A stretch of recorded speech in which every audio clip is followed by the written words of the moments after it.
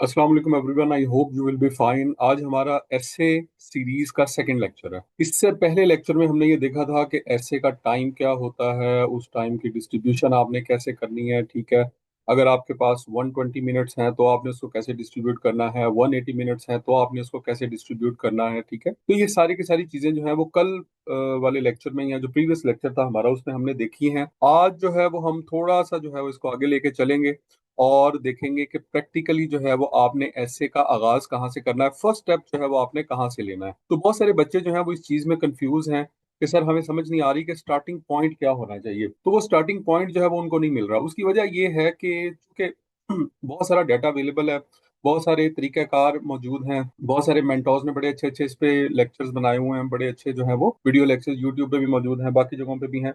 तो उसकी वजह से क्योंकि हर किसी का एक अपना तरीकाकार है, हर किसी का अपना एक एक्सपीरियंस है, तो हर किसी ने जो है वो अपने तरीके से उसको डिफाइन किया हुआ है। तो यहाँ पे आके बच्चे कंफ्यूज हो जाते हैं कि किसको फॉलो करें। तो आप के लिए ये रिक्वेस्ट ये है, आपको एडवाइस ये है कि आप किसी एक तरीके को फॉलो करें और फिर उसको फॉलो करते चले जाएं। ठीक है, तो जो मैंने जो तरीका अडॉप्ट किया, जो मुझे सबसे ज्यादा आसान लगता है, ठीक है, और जिससे मुझे ये लगता है कि इजीली जो है वो इसको पास किया जा सकता है, वो क्या है? वो ये है कि don't waste your time on how. कुछ बच्चे ऐसे करते हैं कि वर्ड्स में कौन कौन से वर्ड्स यूज करने हैं, सेंटेंसेस मेकिंग कैसे करनी है, पैराग्राफ्स कैसे बनाने हैं, पैराग्राफ्स की टाइप्स क्या हैं, सेंटेंसेस की क्या टाइप्स हैं। ठीक है, पैराग्राफ जो है वो किस तरह का होना चाहिए। ठीक है, तो ये इन्हीं चीजों के अंदर उलझ जाते हैं। ये जो चीजें हैं ये बहुत बात की चीजें हैं। सबसे पहले तो आपने ये करना है कि जब आप स्क्रैच से स्टार्ट कर रहे हैं तो आप एक रॉ किस्म का ऐसे लिखें। एक दफा अपने आप को उस पूरे प्रोसेस में से गुजार दें और उसके बाद ऐसे लिखते चले जाएं।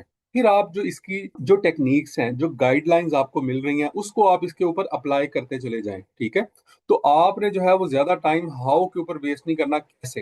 ये इसकी मिसाल मैं अक्सर ऐसे देता हूँ अपने स्टूडेंट्स को कि अगर आपको किताबों में पढ़ाया जाए कि स्विमिंग कैसे करनी है, ठीक है, तो आप जितनी मर्जी स्विमिंग पे किताबें पढ़ लें, जब तक आपको उठा के तालाब में नहीं फेंका जाएगा आप स्विमिंग नहीं सीखेंगे। ठीक है, इसी तरह से आपने ड्राइविंग करनी है, तो ड्राइविंग पे आज जितनी मर्जी किताबें पढ़ लें तो आपको क्या ड्राइविंग आ जाएगी? नो। हाँ, ये पता लग जाएगा कि ड्राइविंग होते कैसी है, ठीक है, उसमें कौन कौन सी चीजें इन्वॉल्व होती हैं, आपको ट्रैफिक के असूलों का भी पता लग जाएगा, सारा कुछ पता लग जाएगा। लेकिन क्या एक्चुअली जो आपने ड्राइव करना है वो आप कर सकते हैं? शायद नहीं। ठीक है, तो यहाँ पर भी ऐसी है कि अगर आप हाउ के ऊपर बहुत ज्यादा टाइम वेस्ट करेंगे तो फिर एक्चुअल में आप ऐसे नहीं लिख सकते हैं। ये हो सकता है कि आपको बहुत ज्यादा पता लग जाए ऐसे के बारे में कि इसके कौन कौन से पार्ट्स होते हैं, उनको कैसे आपने लेके चलना है, लेकिन प्रैक्टिकली जो है वो आप इसको कंप्लीट नहीं कर पाएंगे अपने एग्जाम के दौरान। तो आपने सबसे पहले क्या करना है कि फौरन जो है वो अपना पेपर और पेन संभालना है और लिखने के लिए बैठ जाना। ठीक है, तो साथ साथ चीजें आपको आप लिखते जाएंगे, साथ साथ चीजें आपको समझ आती चली जाएंगी। अब फोकस किस चीज पे करना है? नाउ पे। नाउ का क्या मतलब है कि जो करना है अभी करना है। ठीक है, जो बच्चे ये सोच रहे हैं कि कल कर लेंगे, परसों कर लेंगे, पेपर से आखिरी एक दिन 2 दिन पहले कर लेंगे या लास्ट वीक में कर लेंगे, अगर मंथ एंड पे पेपर है तो आखिरी 2-3 दिन के अंदर जो है जो मेन मेन ऐसे हैं उनको नजर मार के चले जाएंगे, हो जाएगा, कर लेंगे, तो ऐसा नहीं होगा। एक बात ध्यान में रखिएगा, वो तमाम बच्चे जिन्होंने एक भी ऐसे नहीं लिखा, वो ये कभी सोच के ना जाएं कि वो जाके ऐसे लिखेंगे और वो उस ऐसे को पास कर जाएंगे। इसके लिए आपको बहुत ज्यादा मेहनत रिक्वायर्ड है। ठीक है, आपने एक 1500 से 2000 वर्ड का एक ऐसे लिखना है, 2 घंटे का आपके पास टाइम होगा। ठीक है, एक बड़ी स्ट्रेस किस्म की सिचुएशन होती है वहां पर, और वहां पर जो है वो आपको इर्द गिर्द आपको बहुत सारा कंपटीशन देखने को मिलेगा। तो ऐसी सिचुएशन के अंदर 2 घंटे में 1500 से 2000 वर्ड का ऐसे कंप्लीट करना, और ना सिर्फ कंप्लीट करना बल्कि उसको ऐसे लिखना जैसे कि उसको लिखने का हक है, ये कोई आसान काम नहीं है। तो इसलिए पहले दिन से अभी से जो है वो प्रैक्टिस स्टार्ट कर दें। सबसे पहला काम जो क्या करना है वो आपने ये करना है कि ऐसे को लिखने से पहले कोई भी टॉपिक आपके पास आता है तो उसकी आउटलाइन बनाने के लिए बैठ जाएं। मुख्तलिफ टॉपिक उठाएं, किताबें उठा लें, उसके ऊपर सीएसएस के पुराने पेपर्स डाउनलोड कर लें और वहां से देखें कि जो जो रेलिवेंट टॉपिक्स हैं उनकी आउटलाइन बनाना शुरू कर दें। तो एक दिन में बैठ के आप बेशक आउटलाइन बनाने में हार्डली आपको जो है 5 से 10 मिनट लगेंगे। पहली आउटलाइन पे हो सकता है आपको आधा घंटा लगे, फिर आहिस्ता आहिस्ता टाइम जो है वो कम होता चला जाएगा, 5-10 मिनट के अंदर आप आउटलाइन जो है वो बना लेंगे। ठीक है, मिसाल के तौर पे अब यहाँ पे जो है ना हम इसको प्रैक्टिकली स्टार्ट करते हैं, और फिर क्या करेंगे कि जब हम जैसे जैसे हम लोग पढ़ते चले जाएंगे, नई नई टेक्निक्स जो है वो इसके अंदर क्या करेंगे, इनकलकेट करते चले जाएंगे। तो यहाँ से आज हम क्या करेंगे, प्रैक्टिकली एक ऐसे को स्टार्ट करेंगे। ऐसे क्या है जी, impact of social media on youth of Pakistan. ठीक है, पाकिस्तान की यूथ पे जो है वो इम्पैक्ट ऑफ सोशल मीडिया क्या है। इसी तरह से ये आ सकता है कि impact of social media on youth भी आ सकता है। ठीक है, impact of social media on Gen Z भी आ सकता है, ठीक है, यानी जनरेशन जी के ऊपर इसका क्या इम्पैक्ट है। तो ये किसी भी तरह से सोशल मीडिया से रिलेटेड जो है वो एक क्वेश्चन पूछा जा सकता है। जब आपने इसको प्रिपेयर करना है तो आपने इसको एज अ थीम प्रिपेयर करना है। ये थीम के बारे में भी मैं आपको बताऊंगा कि क्या होते हैं, लेकिन अभी जो नेक्स्ट लेक्चर्स हैं उनके अंदर हम थीम्स डिस्कस करेंगे और मैं आपको थीम्स भी बताऊंगा कि कौन कौन से थीम्स हैं जिनको आपने प्रिपेयर कर लेना है। तो जी आउटलाइन के बारे में हमने ये बताया था कि आउटलाइन जो है वो आपका पहला स्टेप है, आपका पहला कदम है ऐसे राइटिंग के अंदर। तो आपने कोई भी टॉपिक पकड़ना है तो क्या करना है, आपने पेपर और पेन पकड़ के बैठ जाना है और उसकी आउटलाइन बनाना शुरू कर देनी है। पहली 2 4 5 10 आउटलाइन जो है वो आपकी बड़ी नॉर्मल सी बनेंगी, आहिस्ता आहिस्ता आपको समझ आना शुरू हो जाएगी। फिर आप मजीद आउटलाइंस पढ़ेंगे, आप मटेरियल डाउनलोड करेंगे, वहां से आपको पता लगेगा, ठीक है, आप लेक्चर सुनेंगे हमारे, वहां से आपको पता चलेगा कि आउटलाइन के अंदर क्या क्या चीजें जो है वो होनी चाहिए, ठीक है। तो यहाँ से जो है वो आपने अपने आप को डेली कोई 5-10% के हिसाब से इंप्रूव करना है। तो then you will come to know कि by the end of the day, ठीक है, you will be in a position कि आप एक अच्छा ऐसे लिख सकते हैं और इसको पास भी कर सकते हैं। नहीं जी, आप लोगों के लिए ना मैंने एक आउटलाइन बनाई है यहाँ पर। वो आउटलाइन क्या है, सबसे पहले तो आउटलाइन के अंदर हम लिखते हैं इंट्रोडक्शन, ठीक है, और उस इंट्रोडक्शन के अंदर आती है थीसिस स्टेटमेंट। थीसिस स्टेटमेंट क्या होती है, बड़ा टेक्निकल नाम लग रहा है, कुछ भी नहीं है, बहुत इजी चीज है, ठीक है। ये एंड पे मैं जाके आपको बताऊंगा कि थीसिस स्टेटमेंट होती क्या है, ठीक है। अभी आपने इसके बारे में नहीं सोचना। सबसे पहली जो भी ऐसे आप लिखेंगे, पहला इंट्रोडक्शन ही होगा, ठीक है। और दूसरे नंबर पे अब देखें, यहाँ पे जरा गौर करें, impact of social media on youth of Pakistan. तो पहले तो आप इसके लिखेंगे पॉजिटिव इफेक्ट, फिर आप इसके लिखेंगे नेगेटिव इफेक्ट, और फिर आप लिखेंगे इसका वे फॉरवर्ड, यानी होना क्या चाहिए, आपकी रिकमेंडेशंस क्या है, कि हम क्या सोशल मीडिया को इस्तेमाल ही ना करें, क्या आपकी रिकमेंडेशंस ये है कि सोशल मीडिया के ऊपर बच्चों को जो है वो बिल्कुल आजादाना छोड़ दें, या आप ये चाहते हैं कि इसके ऊपर जो है वो सर्टन चेक्स एंड बैलेंसेस लगाए जाएं, ठीक है, सर्टन रिस्ट्रिक्शंस इंपोज की जाए, इसके बारे में लॉ मेकिंग की जाए। वो सारी की सारी चीजें जो हैं, ये जो आपका वे फॉरवर्ड है, इसके अंदर आप बताएंगे। अभी आप गौर करें तो हमने भी कुछ नहीं पढ़ा, मैंने थीसिस स्टेटमेंट भी नहीं पढ़ी, आपने भी नहीं पढ़ी है। आप ये समझ लें कि आप बिल्कुल एक लेमैन है और आप किसी टॉपिक के बारे में आपने पहली बार सुना है कि impact of social media on youth of Pakistan. तो क्या है, तो पहले सबसे पहले सोशल मीडिया का जो पॉजिटिव इम्पैक्ट है वो बता देंगे, इसी तरह से सोशल मीडिया का नेगेटिव इम्पैक्ट बता देंगे। अगर यही क्वेश्चन आपको मोबाइल के बारे में आए तो क्या करेंगे, सबसे पहले पॉजिटिव इम्पैक्ट बता देंगे मोबाइल के, फिर नेगेटिव बता देंगे, ठीक है।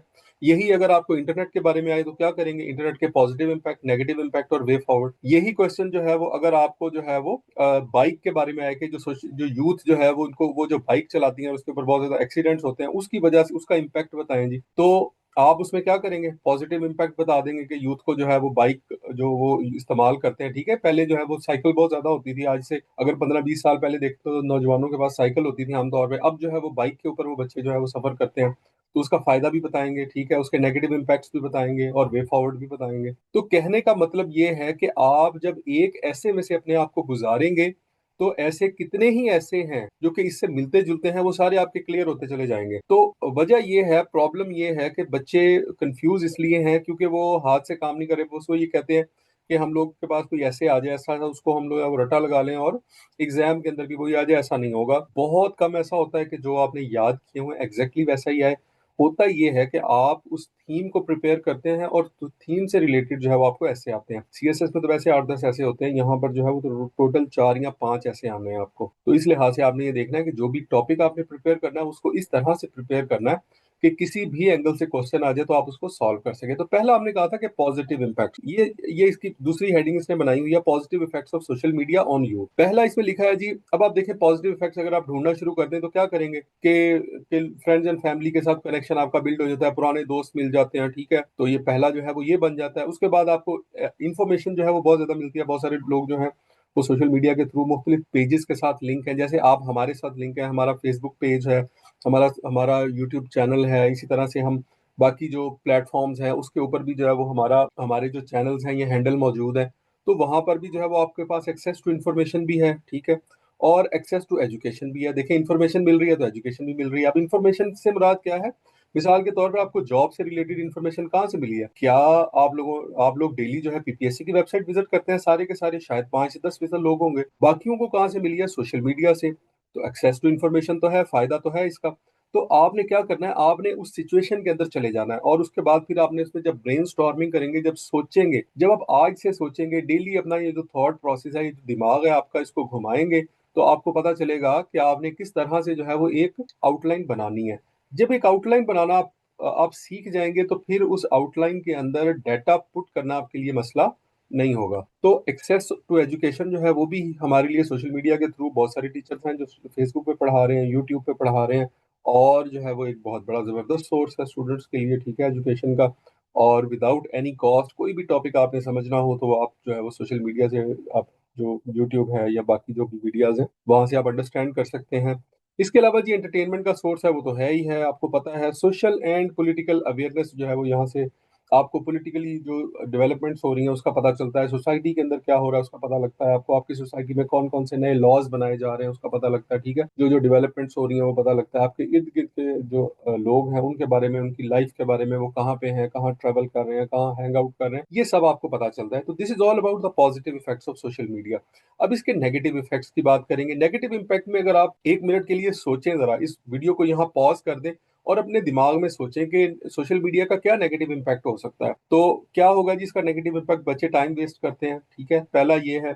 बच्चों की हेल्थ के लिए अच्छा नहीं है, ठीक है, आई साइट के लिए बेहतर नहीं है। और इसके अलावा क्या है, मेंटल हेल्थ के लिए, मेंटल वेलबींग के लिए ठीक नहीं है। और इसका क्या नुकसान है, बच्चे जो है वो अपनी स्टडी के अंदर पीछे रह जाते हैं। और क्या इसका नेगेटिव इम्पैक्ट हो सकता है, ठीक है, बच्चे अनएथिकल एक्टिविटीज में पड़ जाते हैं, ठीक है। और इसका क्या इम्पैक्ट हो सकता है, इसके आप जितने भी आप बैठे, अगर आप लिखना शुरू करेंगे ना, जब आप कलम आपके हाथ में होगा और आप सोचना शुरू करेंगे, तो आपको यहाँ पर जो है वो इतने पॉइंट्स आपके जहन में आएंगे कि आपके पास पेपर कम पड़ जाएगा। आप कहेंगे कि ये जो पॉइंट्स हैं ये ज्यादा हैं और मैंने लिखने यहाँ पे कम है, तो कैसे, कौन कौन सा सिलेक्ट करूं और कौन कौन सा जो है वो मैं इसको लीव करूं या छोड़ दूं। तो कहने का मतलब ये है कि आप इस तरह से क्या करेंगे, एक शुरू में पॉजिटिव और नेगेटिव इम्पैक्ट से को मिला के क्या करेंगे, एक आउटलाइन बना लेंगे और उसके बाद आपने वे फॉरवर्ड बताना है। अच्छा, आप सोचें को वे फॉरवर्ड क्या है, आपने पॉजिटिव भी बता दिए, आपने नेगेटिव भी बता दिए, अब वे फॉरवर्ड क्या है, क्या करेंगे आप? ये कहेंगे कि जो स्क्रीन टाइम है उसको रिड्यूस करने की जरूरत है, उसको मॉनिटर करने की जरूरत है, ठीक है, डिफरेंट सॉफ्टवेयर के जरिए पेरेंट्स को ट्रेन करने की जरूरत है कि जो सोशल मीडिया बच्चे इस्तेमाल करते हैं, क्या पेरेंट्स को जो है वो उसके बारे में पता है या नहीं है। या फिर बच्चों के लिए जो सोशल मीडिया है वो अलग होना चाहिए, जिसपे पेरेंटल लॉक्स लगे होने चाहिए, या पेरेंट्स की सुपरविजन के अंदर जो है वो इस्तेमाल करें, ठीक है। तो इस तरह की कोई चीज होनी चाहिए, इस पे लॉ मेकिंग होनी चाहिए, ठीक है।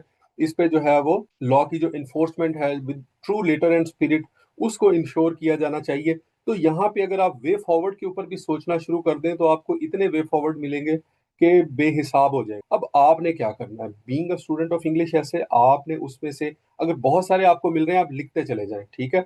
और फिर उसमें से हाईलाइट कर लेंगे ये पॉइंट्स जो हैं ये मैं, अगर फाइनल एग्जाम में ये आ जाता है तो मैं इतने पॉइंट्स जो है ये पॉइंट्स जो है वो मैं इसको कंसीडर करूंगा, जो कि आपको लगता है कि हाँ ये वाकई अच्छे पॉइंट्स है। बाज ऐसा होगा कि आप कोई दो हेडिंग्स को मिला के एक हेडिंग बना देंगे, ठीक है, तो इस तरह से भी हो सकता है। तो इस यानी कहने का मतलब ये है कि जब आप काम करना शुरू करेंगे तो प्रैक्टिकली आपको बहुत सारे रास्ते मिल जाएंगे। तो ये था जी आपका आउटलाइन कैसे बनानी है।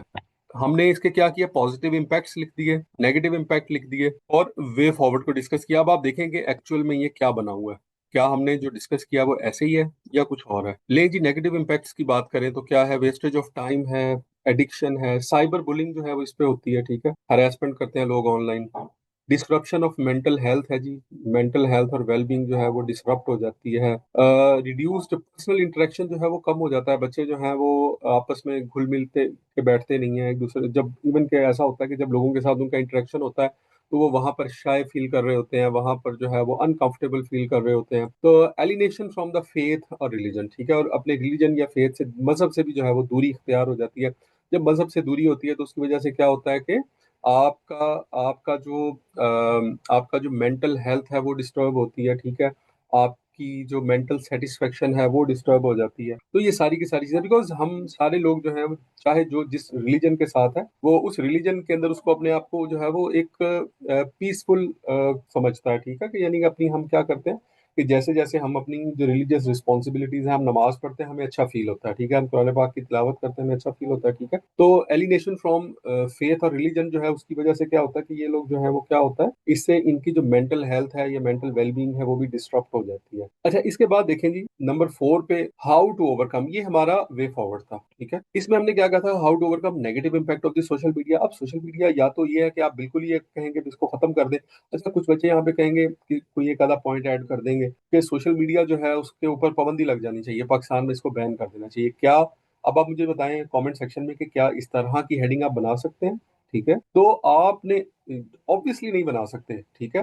तो आपने क्या करना है, आपने एक बैलेंस्ड किस्म का व्यू लेना है, क्योंकि जो एग्जामिनर है, जो आपका ऐसे चेक करने वाला है, उसने सिर्फ आपकी इंग्लिश नहीं देखनी, उसने सिर्फ आपकी सेंटेंस मेकिंग नहीं देखनी, बल्कि उसने आपका ओपिनियन भी देखना है कि आप किस तरह से ओपिनियन बिल्ड कर रहे हैं, आपका ओपिनियन है क्या, आप करना क्या चाह रहे हैं। तो कल को कहीं आप किसी इन्फ्लुएंशियल पोजीशन पे आ गए तो आप इस तरह की चीजें तो नहीं करना शुरू कर देंगे जिससे स्टेट का चलना मुश्किल हो जाएगा। तो ये सारी की सारी चीजें, कुछ बच्चे ऐसे होते हैं जो कहते हैं हमने बहुत अच्छा ऐसे लिखा लेकिन ऐसे में पास नहीं हो पाए, उसकी रीजन क्या होती है?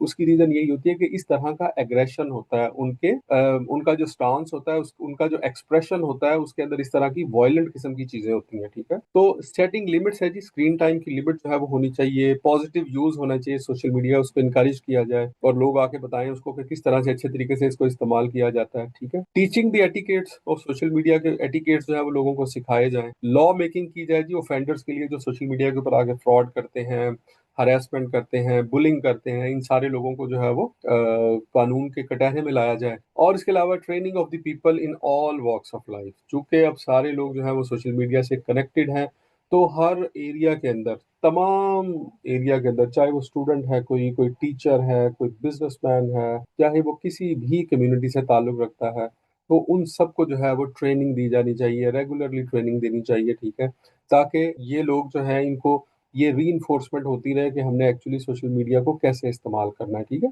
तो ये तो थी जी हमारी बेसिक एक आउटलाइन, जो कि हमने एक सिंपल सा टॉपिक लिया था और उसकी हमने एक आउटलाइन बना ली। तो और उसके बाद जो आपकी आखिरी हेडिंग होगी वो कंक्लूजन की। अब आप ये कहेंगे कि सर यहाँ पे हमने टोटल जो है वो 3 4 5 जो है वो हेडिंग बनाई है और फिर इसमें सब हेडिंग्स हैं, तो इसको कैसे क्या इसी तरह से लिखें? तो आप इसको इस हेडिंग को जैसे फॉर एग्जांपल 3.1 लिख, ये 3.2 है, ये 3.3 है, ये 3.4 है, ये 3.5 है, ये 3.6 है, आगे 4 आ जाता है, फिर 4.1 है, फिर 4.2 है, फिर 4.3 है, फिर 4.4 है, एंड सो ऑन। ठीक है, या आप इसको इस तरह से भी लिख सकते हैं 1 2 3। जो भी करें उसमें एक एक अरेंजमेंट नजर आना चाहिए, एक आपका सलीका नजर आना चाहिए बहुत अच्छे तरीके से। अब अच्छा, आप ये देखें कि ये जो आप आउटलाइन है, अगर आपने ये बना ली है, अच्छी आउटलाइन आपने बनाई है, तो यहाँ से ही जो एग्जामिनर है उसका माइंड बन जाएगा। सही है, तो एक अच्छी आउटलाइन बनाने के लिए क्या करना है? आपने आपने सिर्फ जो है वो थोड़ी सी मेहनत करनी है, थोड़ी सी प्रैक्टिस करनी है। अभी तक क्या कोई चीज आपको मुश्किल लगी है? मेरा नहीं ख्याल है कोई भी चीज मुश्किल है यहाँ पर। तो आपने खुद ही जो है वो देखें, अगर आप कोई भी टॉपिक लेके बैठेंगे, आप खुद हैरान होंगे कि आपके माइंड में चीजें आती चली जा रही हैं और आप खुद जो है वो अपने से आउटलाइंस बनाते चले जा रहे हैं। ले जी, एक थीसिस स्टेटमेंट हमने बनाई है। अच्छा, अब मैंने चूंकि एस्से को सारा का सारा जो टॉपिक है, प्लस उसके बाद हमने उसके उसके उसके प्रोज देखे, उसके कॉन्स देखे, और उसके बाद हमने वे फॉरवर्ड देखा। तो ये सारे का सारा बताने का मकसद आपको ये था ताकि आपको टॉपिक के बारे में पता लग जाए। ठीक है, उसकी डेप्थ पता लग जाए, आप उसमें से एक दफा गो थ्रू हो जाए। अब आपके लिए थीसिस स्टेटमेंट जो है ये मसला नहीं है। अब थीसिस स्टेटमेंट होती क्या है? थीसिस स्टेटमेंट की अगर डेफिनेशन देखें तो एक पर्टिकुलर जो टॉपिक है उसके ऊपर आपकी जो राय है, आपकी ओपिनियन है, उसको थीसिस स्टेटमेंट कहा जाता है। This is very simple. ठीक है, मिसाल के तौर पे आपसे कोई ये पूछता है कि ये जो वेप है या ई सिगरेट है, इसके बारे में आपका क्या ख्याल है? तो आप कहेंगे कि ये जो वेप है, ये जो ई सिगरेट है, मैं ये समझता हूँ कि ये सेहत के लिए अच्छा नहीं है और इसका जो इस्तेमाल है उससे अवॉइड करना चाहिए। ये क्या है? This is your thesis statement. आपसे एक क्वेश्चन पूछा गया और उसके ऊपर जो आपकी थीसिस स्टेटमेंट है, आपका जो ओपिनियन है, आपका जो पॉइंट ऑफ व्यू है, आपका जो स्टांस है, उसको हम क्या कहेंगे? उसको थीसिस स्टेटमेंट कहेंगे। अब बच्चे इतने परेशान होते हैं कि सर ये थीसिस स्टेटमेंट क्या है, थीसिस स्टेटमेंट क्या है। वो चूंकि चूंकि एमफिल पीएचडी के अंदर उन्होंने थीसिस के बारे में सुना होता है कि ये बहुत ही कोई मुश्किल चीज का नाम है, तो बच्चे यहाँ पर परेशान होते हैं। हालांकि ऐसा कुछ नहीं है। यहाँ पे जो है वो थीसिस स्टेटमेंट क्या है? सिर्फ आपका स्टांस है, जिसके अंदर एक सिंपल सी स्टेटमेंट है, जिसके अंदर आप अपनी टेक बताते हैं, आप अपना स्टांस बताते हैं कि इस पर्टिकुलर टॉपिक के बारे में मैं क्या सोचता हूँ। ठीक है, तो जो भी आपने यहाँ पे स्टांस लेना है वो बड़ा सोच समझ के लेना है। अब आप लोग मुझे ये बताएं कि हमने अभी इस लेक्चर के स्टार्ट में पढ़ा था कि ये जो थीसिस स्टेटमेंट है ये कहाँ ऐड करनी है हमने? यस, ये थीसिस स्टेटमेंट जो है वो कहाँ ऐड होगी? आपके इंट्रोडक्शन में ऐड होगी।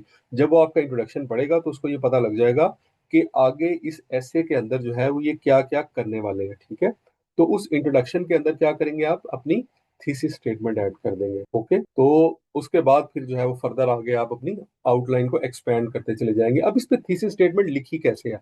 सबसे पहले जो है वो जेहन में लेके आए कि टॉपिक क्या था। ठीक है, impact of social media on youth of Pakistan. So social media has both positive and negative impacts on youth. It is important to recognize and address the negative effects while harnessing the benefit through proper education, training and regulation. Harness का मतलब होता है इस्तेमाल करना, utilise करना। तो उसने कहा है कि यहाँ पे थीसिस स्टेटमेंट के अंदर कि सोशल मीडिया जो है उसके पॉजिटिव इम्पैक्ट्स भी हैं, नेगेटिव इम्पैक्ट भी हैं, ठीक है। और ये ज़रूरी है कि आप जो नेगेटिव इफेक्ट्स हैं उनको रिकग्नाइज करें, ठीक है, और उनको मिटिगेट करने की कोशिश करें। किस चीज़ के ज़रिए? एजुकेशन के ज़रिए लोगों को एजुकेट करें, लोगों को ट्रेनिंग दें, लोगों और इसके बारे में रेगुलेशंस बनाएं, यानी कवानीन साजी करें। और उसके अलावा क्या करें, जो इसके पॉजिटिव बेनिफिट्स हैं उसको आप हार्नेस करें, क्योंकि because you are living in 21st century, आप ये नहीं कह सकते हैं कि यहाँ पे सोशल मीडिया का इस्तेमाल जो है वो बंद हो जाना चाहिए। अगर इस तरह की आप बात करेंगे तो आपका आर्गुमेंट जो है, आपका जो स्टांस है, उसको कोई भी बाय नहीं करेगा। तो ये एक सिंपल सी थीसिस स्टेटमेंट जो है वो मैंने आपको बना के दे दी है। चाहे आप सीएसएस कैसे लिख रहे हैं, चाहे पीएमएस कैसे लिख रहे हैं, चाहे वन पेपर एसडीओ के लिए लिख रहे हैं, असिस्टेंट सुपरिटेंडेंट जेल के लिए लिख रहे हैं, थीसिस स्टेटमेंट इसी तरह की ही होती है, ठीक है। अब आप इसको जिस तरह से मर्जी घुमा घुमा के पढ़ लें, ठीक है, लेकिन थीसिस स्टेटमेंट जो है वो यही है, और मैंने आपको बहुत ही आसान तरीके से इसको समझाया, ठीक है।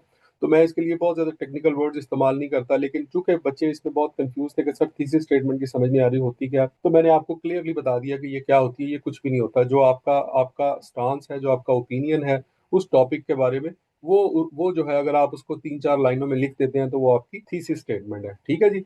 तो उम्मीद है कि आज का ये जो लेक्चर है इसने आपके नॉलेज में इजाफा किया होगा। अब आपने करना ये है कि जो आपके पास जो जो टॉपिक्स पड़े हुए हैं, ठीक है, कुछ टॉपिक्स जो है वो मैं भी आपके साथ शेयर करूंगा यहाँ पे अगले लेक्चर में। और तो उन टॉपिक्स के ऊपर आपने क्या करना है कि उन टॉपिक्स के ऊपर कुछ आप सीएसएस के पुराने पेपर्स निकाल लें, वहां पे जो आपको रेलिवेंट लगते हैं उन टॉपिक्स को आप चूज करें और उनकी क्या करें, आप उनकी आउटलाइन बनाना शुरू कर दें, ठीक है। और इसी तरह से जो हमारे अगले लेक्चर्स होंगे उसके अंदर हम आपको कोई और टेक्निक सिखाएंगे, ठीक है, कंक्लूजन के बारे में बताएंगे, और इसके अलावा आपको इंट्रोडक्शन के बारे में बताएंगे, पैराग्राफ्स बॉडी के बारे में बताएंगे। इसके अलावा जो बच्चे जो है वो हमारा सेशन ज्वाइन करना चाह रहे हैं, ठीक है, वो इस नंबर पे एडमिन से रब्ता कर सकते हैं। ये एडमिन का नंबर है हमारा। तो उम्मीद है कि इस लेक्चर ने आपके नॉलेज में इजाफा किया होगा। Wish you all the best. Allah Hafiz.